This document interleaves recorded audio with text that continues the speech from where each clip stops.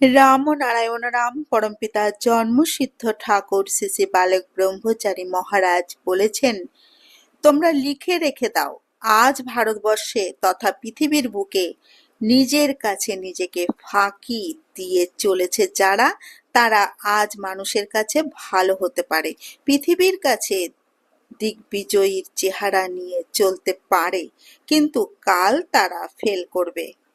নিজের মনের অনুশোচনায়, দুঃখে, তাপে, ব্যথায়, বেদনায় জর্জরিত হয়ে জ্বলে পুড়ে মরবে।